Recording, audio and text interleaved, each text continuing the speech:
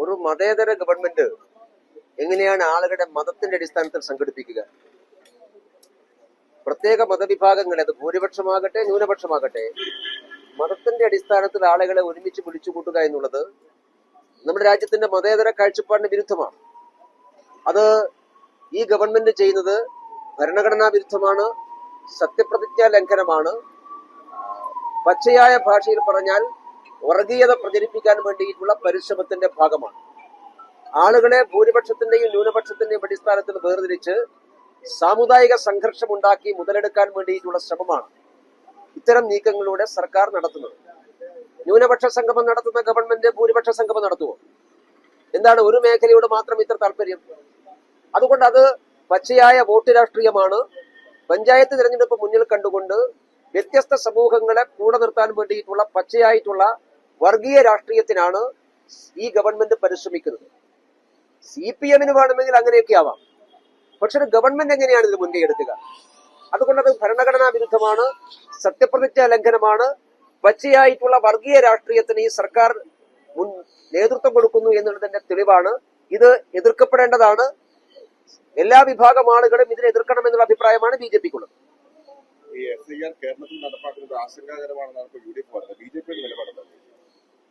നമ്മുടെ നാട്ടിൽ വോട്ടർ പട്ടിക പരിഷ്കരിക്കണമെന്നുള്ള നിലപാടാണ് BJP-ക്കുള്ളത്. കാരണം വോട്ടർ പട്ടികയിൽ ഒരുപാട് ക്രമക്കേടുകളുണ്ട്. വോട്ടർ പട്ടികയിലെ ക്രമക്കേടുകളെ കുറിച്ച് എല്ലാ രാഷ്ട്രീയ പാർട്ടികളും ആശങ്കപ്പെടുന്നുണ്ടല്ലോ. അപ്പൊ അത് പരിഷ്കരിക്കാനുള്ള സംവിധാനം വേണ്ടേ?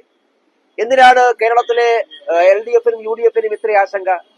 അവരാശങ്കപ്പെടാനുള്ള കാരണം വോട്ടർ പട്ടിക സമഗ്രമായി പരിഷ്കരിച്ചാൽ കാലാകാലമായി അവർ നടത്തിക്കൊണ്ടിരിക്കുന്ന ക്രമക്കേടുകൾ പുറത്തു വരുമെന്നുള്ളത് കൊണ്ടാണ്.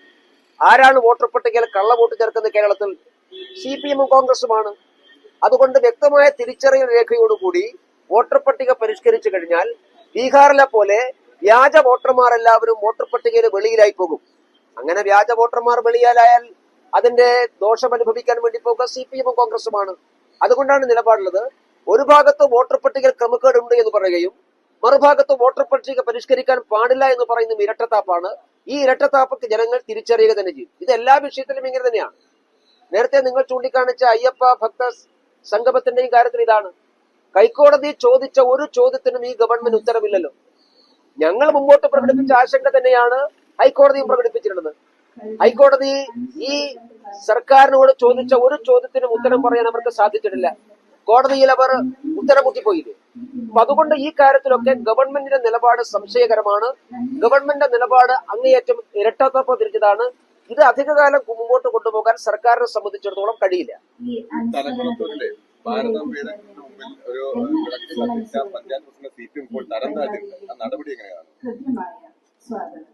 ഭാരതാംബയോട് CPM-നോടുള്ള വിരോധം നമുക്കറിയാമല്ലോ. അവർ ഭാരതത്തെ അമ്മയായി കാണാത്തൊരു പാർട്ടിയാണല്ലോ. പക്ഷേ CPM-നെ പോലെ ഒരു പാർട്ടി ഇങ്ങനെ നിലപാടെടുക്കുന്നുണ്ടാണ് അവർ ഇത്തരത്തിൽ ഇല്ലാതായിക്കൊണ്ടിരിക്കുന്നത്. അതിനെയും അത്തരം നിലപാടുകൾ തുടർന്നുകൊണ്ടേയിരിക്കണം. അങ്ങനെ തുടരുന്നത് ഞങ്ങൾക്ക് നല്ലതാണ്. കൂടുതൽ ആളുകൾ അവരെ തരംതാഴ്ത്തി കഴിഞ്ഞാൽ അവരെയെല്ലാം മേലോട്ട് ഉയർത്താൻ BJP തയ്യാറാണ്. അതുകൊണ്ട് അവർ തരംതാഴ്ത്തം നടത്തിക്കൊണ്ടേ ഇരിക്കട്ടെ എന്നേ ഞങ്ങൾക്ക് പറയാനുള്ളൂ. ഭാരതാംബികക്ക് മുന്നിൽ ഒരു ഫോട്ടോ നിലവിളക്ക് കത്തിച്ചതിന്റെ പേരിൽ ആരെങ്കിലും എതിർക്കപ്പെടുകയാണെങ്കിൽ അവരെ BJP സപ്പോർട്ട് ചെയ്യാൻ ചെയ്യും. അതിൽ രാഷ്ട്രീയമൊന്നുമില്ല.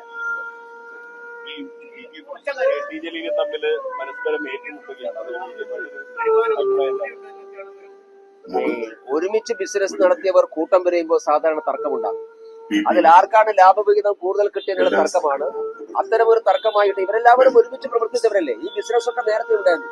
ഇപ്പൊ KT ജലീലിന്റെ ബിസിനസ് ഫിറോസ് വിളിച്ചു പറയുന്നു, ഫിറോസിന്റെ ബിസിനസ് KT ജലീൽ വിളിച്ചു പറയുന്നു. ഒരു കാര്യമുള്ളത്, ലീഗ് നേതൃത്വത്തിലുള്ള ആളുകളുടെ പിറകിലുള്ള വലിയ വലിയ ബിസിനസ് താല്പര്യങ്ങളുണ്ട്. ആ ബിസിനസ് താല്പര്യങ്ങളെ പുറത്തു വരുന്നത് ഇപ്പോ ഇവർ തമ്മിൽ തെറ്റിയപ്പോ വിളിച്ചു പറയുന്നു മാത്രമേ ഉള്ളൂ. അത് അതിനൊക്കെ അപ്പുറത്ത് എന്തെങ്കിലും ഉണ്ട് എന്ന് ഞങ്ങൾ കാണുന്നില്ല.